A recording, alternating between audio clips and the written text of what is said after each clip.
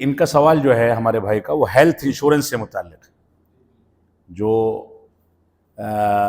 میڈیکلیم جس کو آج کے دور میں کہا جاتا ہے ہیلتھ انشورنس، یہ موجودہ دور کے نازک مسائل میں سے ایک مسئلہ ہے۔ علماء اس سلسلے میں مختلف رائے رکھتے ہیں۔ ایک میڈیکلیم ہوتا ہے، انشورنس ہوتا ہے جس کو تعاونی کہتے ہیں، کو آپریٹو، یعنی آپس میں 10-20 آدمی مل کر کے یہ طے کر لیں کہ ہم کچھ پیسہ جمع کریں گے، ہم میں سے جس آدمی کو ضرورت پڑے گی یا جس کے متعلق کو ضرورت پڑے گی اس کو وہ پیسہ دے دیا جائے گا، اس کے لیے تعاون کر دیا جائے گا۔ وہ ضرورت ہم کو بھی پڑ سکتی ہے، اس کو بھی یا اس کے کسی متعلق کو بھی۔ اس سے جو لوگ جڑے ہوئے ہیں ان کے دوا علاج میں وہ پیسہ صرف کر دیا جائے گا۔ یہ تعاونی ہوتا ہے، آپس میں لوگ اتفاق کر لیں، گویا ایک طرح سے ہم نے کسی کے تعاون کے لیے ایک رقم جمع کر دی۔ یہ انشورنس جو تعاونی ہے یہ تو جائز ہے، اس میں کوئی حرج کی بات نہیں۔ لیکن جو میڈیکلیم کی یا میڈیکل انشورنس کی موجودہ شکلیں ہیں کہ ایک کمپنی ہوتی ہے جو میڈیکلیم بنا کر کے کسی مریض کا میڈیکل انشورنس کرتی ہے، اور اس انشورنس کی بنیاد پر اس کی متعین مدت میں وہ مریض کسی بھی اسپتال سے اپنی بیماری کے بعض گوشوں میں فائدہ اٹھا سکتا ہے۔ یہ اصلاً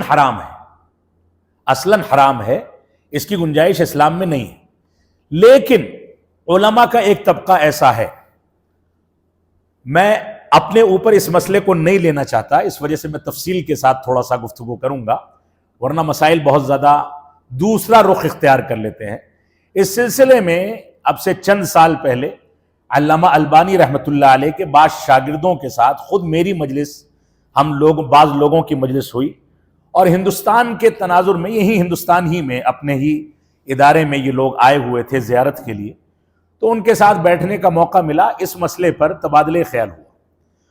تو ان لوگوں نے یہ بتایا جو موجودہ صورتحال ہے ہندوستان کے اندر یا مختلف ممالک کے اندر، وہ صورتحال ایسی ہے کہ ڈاکٹر اور میڈیکل اسٹور، کیمسٹ شاپ جو ہوتی ہے اس میں، یا آپ جس لیب سے اپنے ٹیسٹ کراتے ہیں ان میں، یا جس ہاسپٹل سے آپ آپریشن کرائیں گے یا دوا علاج کرائیں گے ان میں، اور آپ کے ڈاکٹر کے درمیان، سب کے بیچ میں کچھ نہ کچھ کمیشن طے ہوتا ہے،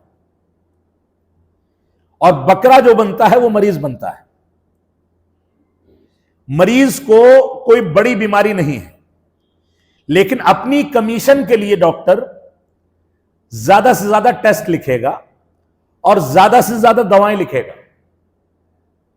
اور ہاسپٹل کے گورکھ دھندے کو چلانے کے لیے زیادہ سے زیادہ ریفر کرے گا کہ فلاں کے پاس چلے جاؤ، فلاں کے پاس چلے جاؤ۔ یعنی میڈیکل کی دنیا جو ہے، جو طب کی دنیا ہے، دوا علاج کی یا اسپتالوں کی دنیا ہے، اس وقت ایک طرح سے ایک مافیا ہے جو مریض کو جلادوں کے طریقے سے لوٹتی ہے۔ بیماری معمولی ہے، 5-10 ہزار میں علاج ہو سکتا ہے، لیکن اس کو بڑھا چڑھا کر کے 2 لاکھ 3 لاکھ 5 لاکھ 10 لاکھ روپے بنا دیتے ہیں۔ کرونا کے وقت میں ہم نے تماشے دیکھے ہیں، لوگ موٹی موٹی رقمیں کیش لے کر کے دوڑتے تھے، اسپتال والے ان کو بھرتی نہیں کرتے تھے، استغلال کیا جاتا تھا۔ جب دھوکہ دھڑی کی یہ صورتحال بن جائے تو علماء کا ایک طبقہ یہ کہتا ہے کہ ایسی صورت میں میڈیکلیم بنانا جائز ہوگا، تاکہ مریض دھوکے سے اپنے آپ کو محفوظ رکھ سکے۔ اللہ اعلم بالصواب۔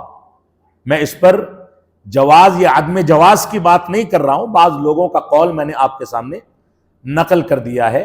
موجودہ صورتحال میں یہ صورتحال جس کا ہم سامنا کر رہے ہیں، جس میں ایک متوسط درجے کا آدمی اگر کچھ دنوں کے لیے بیمار ہو کر کے ایڈمٹ ہو جائے تو یقیناً اس کو مکان اور زمین سب بیچنی پڑے گی۔ یہ صورتحال ہے۔ اس صورتحال میں علماء کہتے ہیں کہ ہم اس دھوکے سے بچنے کے لیے وقتی طور پر، جب تک ایسا ماحول ہے، جب تک مجبوراً میڈیکلیم بنا سکتے ہیں۔ اللہ اعلم بالصواب۔